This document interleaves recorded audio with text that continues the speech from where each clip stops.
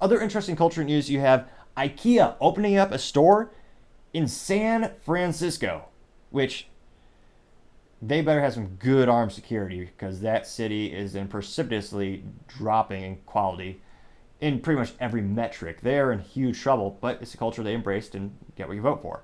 Now, this is coming as multiple businesses are leaving in droves. Now, this is from a cursory online search of maybe 2 minutes research. So, in the past couple of years, they've lost, and again, this is the headquarters, but they lost a Whole Foods store where there was hundreds of police incidents in a single year. All of their carts were stolen, of course. You had Nordstrom, again, not the headquarters, but the store. Cinemark, another store, not the headquarters. You also had the headquarters of Homelight, Charles Schwab, Tanium, Kelly Moore Paint, Tesla, Digital Realty. A lot of companies are leaving San Francisco in droves for a myriad of reasons. Also political, because in terms of the tax rates, they are quite expensive. And it used to be a beautiful city in terms of the scenery, the ambiance.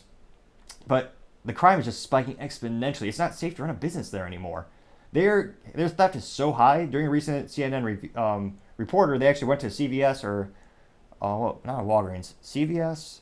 I believe it was a CVS store.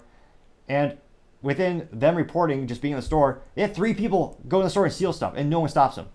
That's the culture they built in that city, is a culture that embraces crime, rampant drug use, rampant homelessness. Many ask why. Well, you have to ask them. I'm not quite sure why. But it's gotten so bad, they're locking freezers in Walgreens or CVS, one of the 2 stores. So they have chains around the freezers. And even toothpaste is behind locked plexiglass at some of the stores. So the few stores that are still there, they're losing money. I guarantee it.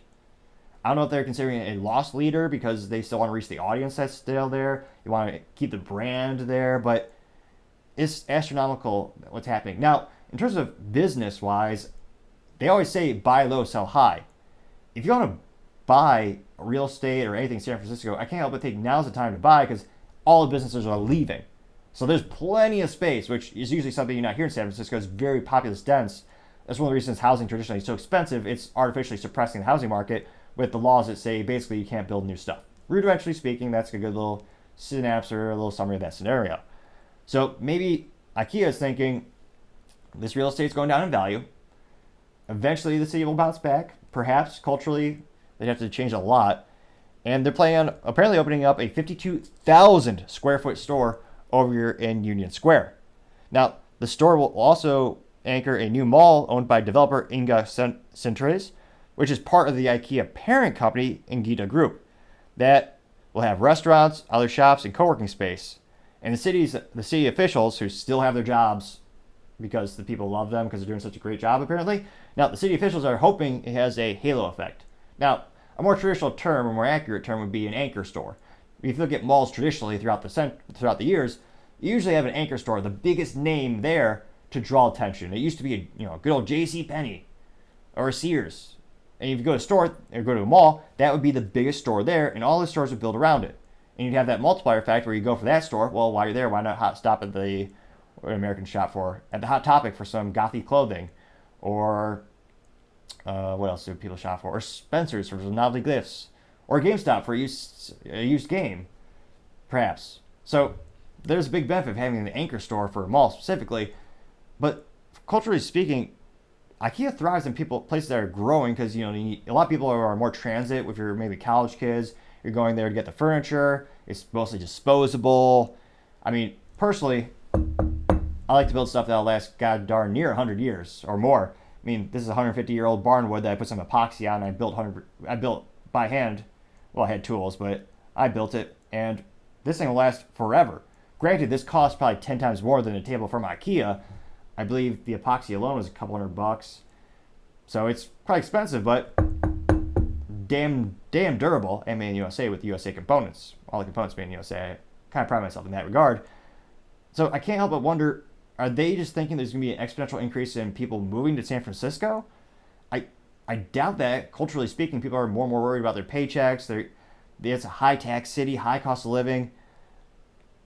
I don't know if maybe IKEA is just more altruistic. I mean, earlier this year, they did announce they're opening up several stores in the United States.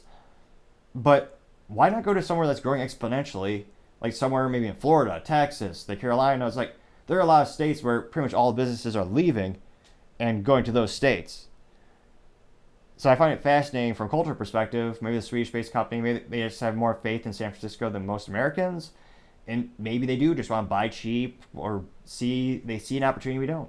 That'll be interesting to see how the city rewards them. I can't help but see every other business suffering from rampant theft. Perhaps the boxes at Ikea will be a little bit too heavy for them to pick up, or the ultimate troll move is they actually remove the store of Ikea. This is how they're going to do it. Mark my words. Brilliant business idea. This is a free one. The store of Ikea will just remove 5 parts from everything they sell.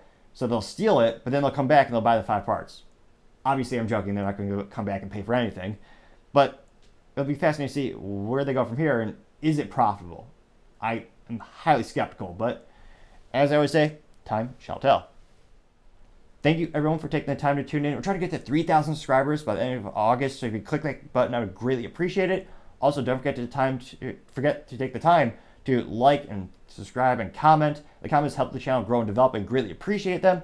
Also, don't forget to tell your family, tell your friends, tell your coworkers, heck, tell your enemies, tell anyone and everyone. Just stay safe and fight the good fight.